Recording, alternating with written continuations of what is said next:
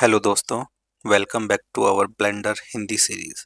मैं हूं सौरभ और आज हम ब्लेंडर की क्लास 6 में सीखने वाले हैं एक्सट्रूड के बाद में इंसेट फेस और बेवल का प्रैक्टिकल यूज़। अगर आप मॉडलिंग सीख रहे हो तो ये क्लास आपके लिए बेहद ज़रूरी है। पिछली क्लास में हमने एक्सट्रूड टूल को सीखा था, कैसे फेसेस को अंदर बाहर हम निकालते हैं। आज हम उसी एक्सट्रूड के बाद मॉडल को रियलिस्टिक बनाने के लिए इंसेट फेस और बेवल का यूज़ करना समझेंगे। सबसे पहले हम अपना ब्लेंडर ओपन कर लेते हैं। मैं एक सिंपल क्यूब लेता हूँ। इस क्यूब में टैब दबा करके मैं एडिट मोड में आ गया। ये देखिए, मैं एडिट मोड के अंदर हूँ। एडिट मोड में आने के बाद मैं इसका एक फेस है वो सिलेक्ट करता हूँ। देखिए, मैं फेस सिलेक्ट करता हूँ और ई दबा करके इस फेस को एक्सट्रूड कर लेता हूँ। ई प्रेस करके ये मैंने इसे एक्सट्रूड कर लिया। आप देख सकते हैं। ये देखिए, मैं दोबारा ई प्रेस करता हूँ और इसे एक्सट्रूड कर लेता हूँ।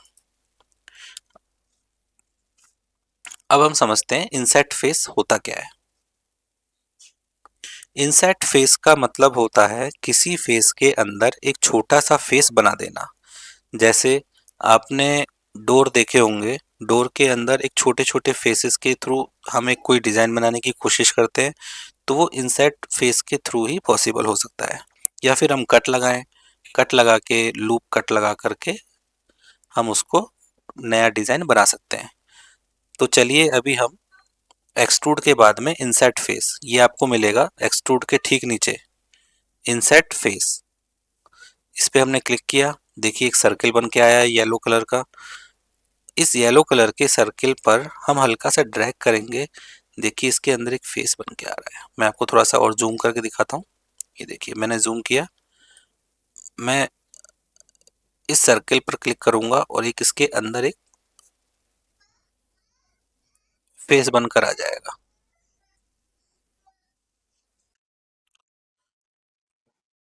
कहने का मतलब इंसेट फेस जो होता है वो दरवाजे, खिड़की के बॉर्डर, बटन और डिटेलिंग, इस टाइप के जो काम होते हैं ना, उसके लिए काफ़ी अच्छा होता है। अच्छा, अब आप एक चीज़ देखेंगे। जैसे ही मैं इंसेट फेस करता हूँ, फेस इंसेट किया मैंने, तो नीचे मेरे पास में बॉटम में देखिए इंसेट फेस करके एक पैनल ओपन हो गया है। इस पैनल में काफ़ी सारी चीज़ें ऐसी हैं जो हम समझ सकते हैं। जैसे अब आप इसकी थिकनेस समझिए। इसमें देखो थिकनेस ऑप्शन है। थिकनेस ऑप्शन में क्या होता है, कितना हमें इसको थिक रखना है, मतलब कितना अब इसको अंदर तक फेस को रख सकते हैं, वो सब हम इसमें डिसाइड कर सकते हैं। ठीक है। डेप्थ हो गई हमारी। ये देखिए डेप्थ, कितना ये अंदर रख सकते हैं, कितना हम इसको बाहर कर सकते हैं इस फेस को। ये इसकी डेप्थ हो गई। ठीक है। इस तरीके से हम इसको समझ सकते हैं। अब एक चीज हम समझते हैं इसके अंदर, और एक ऑप्शन और है, आउटसेट। आउटसेट करते ही देखिए क्या हुआ, जो हमारा बाहर का एरिया था वो इन की बजाय आउटसेट में, आउटर एरिया में सेट हो गया है। ये देखिए, इसके ऊपर वाला जो एज है, जो फेस है, ये बिल्कुल ऊपर की तरफ जाकर शिफ्ट हो जाता है, outset. Select outer, select outer करेंगे तो देखिए क्या हो गया, उसका जो आउटर पार्ट था वो सेलेक्ट हो गया और जो इनर पार्ट था वो डीसेलेक्ट हो गया है। तो कभी ऐसा होता है कि हमें सिर्फ बाहर का बॉर्डर एरिया सेलेक्ट करना है, तो हम इसको आउटर ऑप्शन को क्लिक करेंगे, सेलेक्ट आउटर को, तो वो आउटर एरिया को सेलेक्ट कर लेगा। एक है इंडिविजुअल। अब इंडिविजुअल काम कैसे करता है वो मैं आपको समझाता हूँ। देखिए, अभी मैं क्या करता हूँ, सारे फेसेस को सेलेक्ट कर लेता हूँ। ये मैंने फेस सेलेक्ट किया।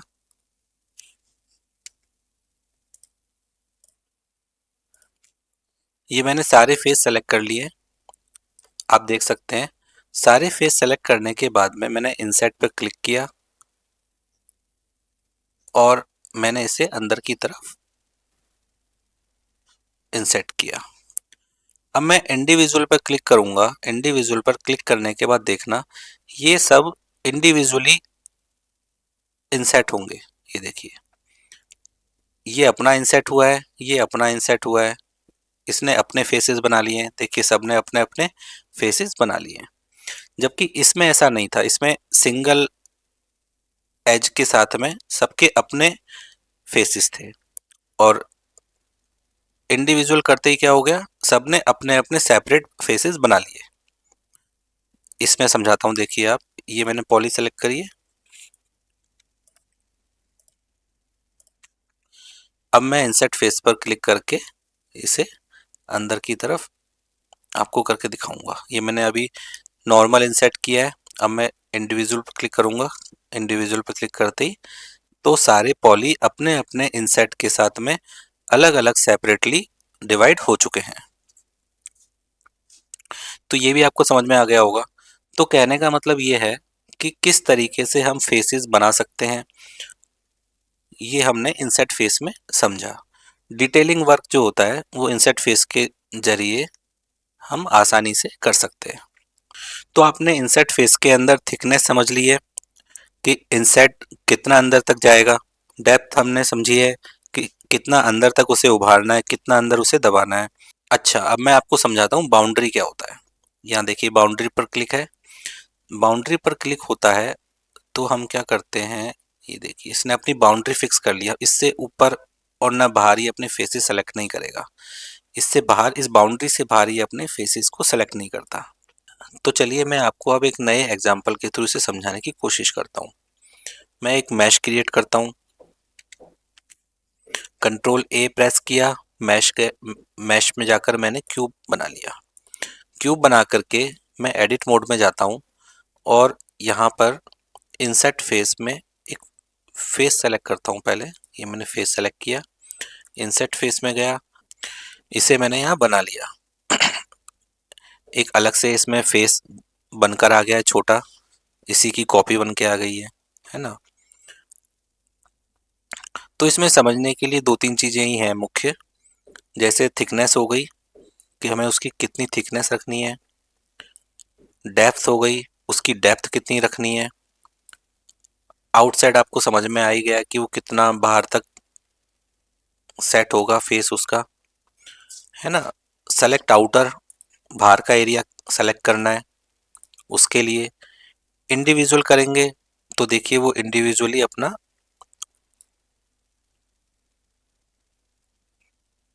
इंडिविजुअल करते ही वो इंडिविजुअली अपना एक फेस बना करके रख लेगा। अब इंडिविजुअल फेस बना के रखने का मतलब ये है कि देखिए मैं आपको समझाता हूँ। यहाँ मैंने अलग अलग 4 फेसेस सेलेक्ट कर लिए। देखिए इंसर्ट फेस किया मैंने, इसे इंसर्ट फेस करके मैंने इसके अलग अलग फेसेस बना दिए। अब मैं इंडिविजुअल करूँगा तो देखिए इसने अपने इंडिविजुअल फेसेस को वहाँ पर बना के रख लिया है। तो डिटेल मॉडलिंग के अंदर इंडिविजुअल फेस का बहुत इंपॉर्टेंट रोल है। ठीक है, तो अभी हम यही समझेंगे फिलहाल। काफ़ी सारी चीज़ें ऐसी होती हैं देखिए जो हमारे से रिलेट नहीं करती हैं, हमारे काम से रिलेट नहीं करती हैं, तो हमें उसे समझना इतना ज़रूरी भी नहीं रहता, क्योंकि ये सब चीज़ें हमारे कुछ काम अभी आने वाली नहीं है, और जब वो काम आएंगी हम आपको उसको डिटेल में समझा देंगे। अभी फ़िलहाल इतना ही समझिए, क्योंकि इसके बाद में वो डिटेल आपके लिए कॉम्प्लिकेटेड होती चली जाएगी और आपको फिर समझ में नहीं आएगा। ठीक है दोस्तों।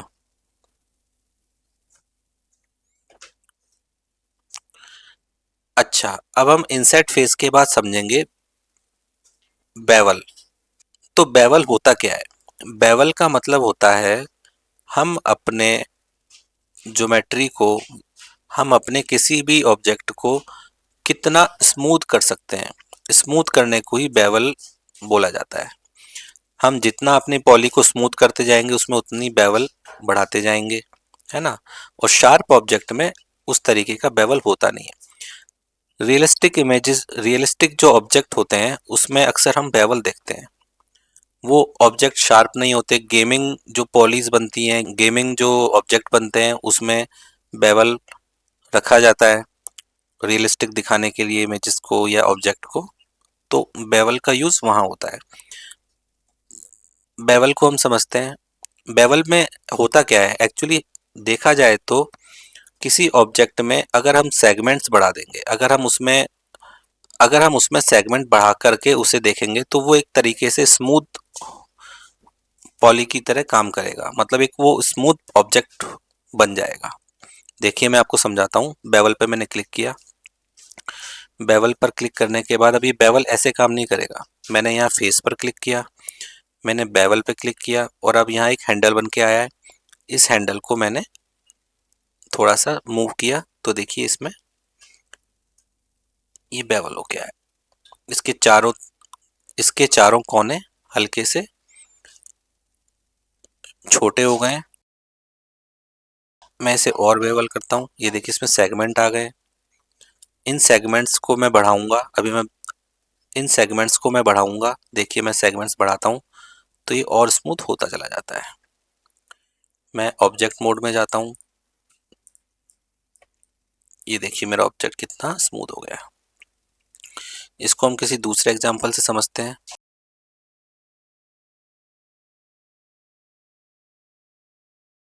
मैंने एक क्यूब लिया, एडिट मोड में गया, एडिट मोड पर जाकर के मैंने बेवल ऑन किया। अब देखिए ये मैंने बेवल ऑन किया, मेरा ऑब्जेक्ट कितना स्मूथ होता जा रहा है। ये मेरा ऑब्जेक्ट है, इसको मैंने बेवल किया। ये देखिए इसका शेप बदल गया है, इसके अंदर सेगमेंट्स बन गए। अब इन सेगमेंट्स में मैं और सेगमेंट्स बढ़ाऊंगा और सेगमेंट्स बढ़ाते ही इसमें स्मूथनेस आती चली जाएगी। ये देखिए मैंने यहाँ से सेगमेंट बढ़ाए, सेगमेंट बढ़ाते ही इसमें स्मूथनेस आनी शुरू हो गई। तो कहने का मतलब ये है कि किसी भी ऑब्जेक्ट को रियलिस्टिक दिखाने के लिए उसमें बेवल होना जरूरी है। जितना हम बेवल बढ़ाएंगे उसकी लाइटिंग कंडीशन उतनी अच्छी होती चली जाएगी, लाइटिंग उस पर एक अच्छी तरह से काम करेगी, ऑब्जेक्ट हमें थोड़ा सा रियल दिखना शुरू हो जाएगा। ठीक है दोस्तों, तो अब आप समझिए सेगमेंट होते क्या हैं। सेगमेंट होते हैं आपके, ये जो एजेस हैं ये जितनी लूप में बढ़ती जाएंगी ये हमारे सेगमेंट होते हैं, और ये बढ़ते चले जाते हैं तो हमारा ऑब्जेक्ट और भी रियल और भी स्मूथ होना शुरू हो जाता है। तो दोस्तों अब हम बेवल को और अच्छे तरीके से समझते हैं। मैं शिफ्ट ए प्रेस करता हूँ, एक नया मैश बनाता हूँ। शिफ्ट ए प्रेस किया, एक मैश के थ्रू मैंने क्यूब बनाया। क्यूब बनाने के बाद मैं एडिट मोड में गया। एडिट मोड में जाने के बाद मैंने अपने ऑब्जेक्ट का एक फेस सेलेक्ट किया। फेस सेलेक्ट करके मैंने इसे बेवल किया। मैंने बेवल किया। बेवल करने के बाद में देखिए इसमें एक बेवल का एक पैनल खुल के आया है। ये पैनल इसकी प्रॉपर्टीज को बताता है। प्रॉपर्टीज जिसमें विड्थ आ गई आपकी।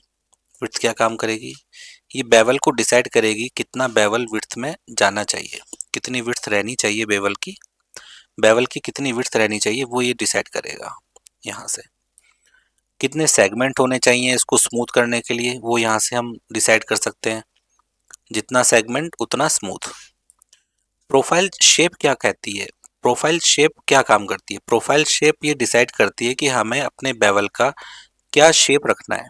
देखिए मैं आपको दिखाता हूँ कितना स्मूथ शेप है, कितना हार्ड शेप है। तो ये शेप डिसाइड करेगा कि हम उसको कितना स्मूथ रख सकते हैं। तो ये बेसिकली प्रोफाइल है जो एक शेप डिसाइड करती है कि हमें उस बेवल की क्या शेप रखनी है। ठीक है दोस्तों, तो हमको ये समझ में आ गया होगा। तो विड्थ, सेगमेंट, प्रोफाइल शेप ये किस तरीके से बेवल में काम करती है। अच्छा, हम कोई भी ऑब्जेक्ट बनाते हैं, अभी मैं इसे अंडू कर लेता हूँ कुछ देर के लिए। जब भी हम कोई ऑब्जेक्ट बनाते हैं तो अगर उसमें बेवल करने की जरूरत है तो हम यहाँ से बेवल कर सकते हैं, और कई बार हमें उसे स्मूथ देखना होता है कि वो कितना स्मूथ रिएक्ट करेगा रियलिस्टिक व्यू में। तो उसके लिए हम मॉडिफायर का यूज़ करते हैं। मॉडिफायर आपको यहाँ से मिल जाएंगे। मॉडिफायर पे मैंने क्लिक किया, ऐड मॉडिफायर।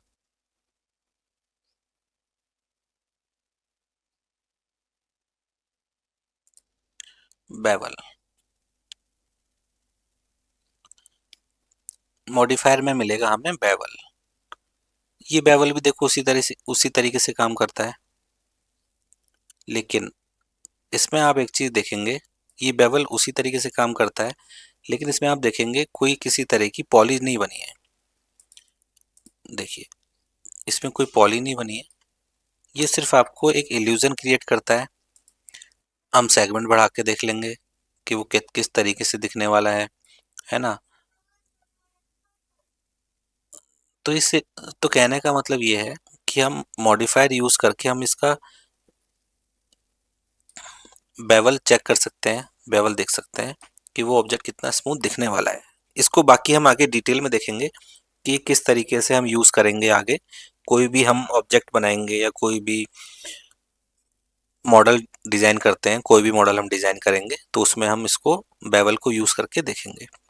बाकी आपको मॉडिफायर में, यहाँ मॉडिफायर एक सेटिंग की तरह एक आइकन है, यहाँ पर क्लिक करेंगे, हमारे पास में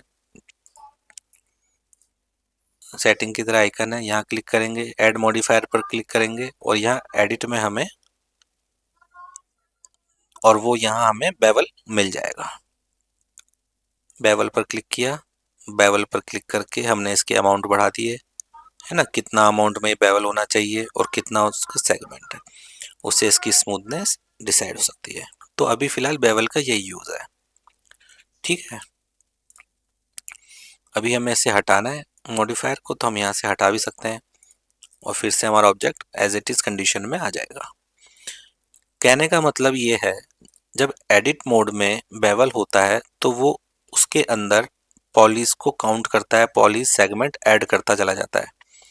जैसे मैंने एज सेलेक्ट करी, एज सेलेक्ट करके मैंने बेवल पर क्लिक किया, तो देखिए एक उस एज के साथ में इसको बेवल ले रहा है। अब मैं इसमें सेगमेंट बढ़ाता हूँ, तो देखिए ये इस कॉर्नर को कितना स्मूथ कर देता है।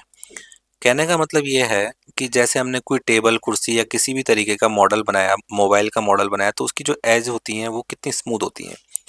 तो वो स्मूथ एज करने का तरीका यहाँ से हम कर सकते हैं। हम यहाँ से सेगमेंट बढ़ा करके उसको और जितना स्मूथ बनाना है उतना स्मूथ कर सकते हैं। और अगर उसकी विड्थ बढ़ा के देखनी है कि कितना हमें, कितना स्मॉल बेवल रखना है, कितना स्मॉल स्मूथ रखना है, कितना हाई स्मूथ रखना है, तो वो यहाँ से उसकी विड्थ के हिसाब से हम उसको डिसाइड कर सकते हैं। ये देखिए, अब आपको समझ में आ गया होगा कि बेवल का क्या यूज़ है। मॉडलिंग में हम इसका यूज़ करेंगे और किसी भी ऑब्जेक्ट को रियलिस्टिक दिखाने के लिए हम इसको अच्छे से यूज़ करना और जानेंगे।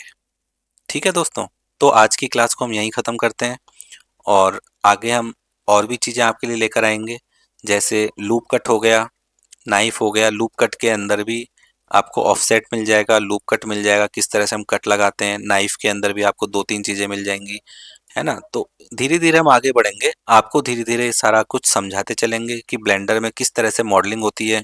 एक साथ सारा कुछ समझाने से आप भी कंफ्यूजन में आ जाएंगे कि ये मॉडलिंग तो काफ़ी टिपिकल सब्जेक्ट है।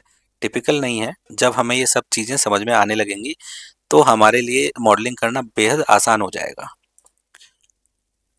तो दोस्तों, आपको अगर मेरा वीडियो पसंद आ रहा है तो आप मेरे वीडियो को लाइक कर सकते हैं, शेयर कर सकते हैं और सब्सक्राइब कर सकते हैं, और बेल आइकन को तो दबाना ना भूलें बिल्कुल भी। धन्यवाद आज के लिए, बाय बाय।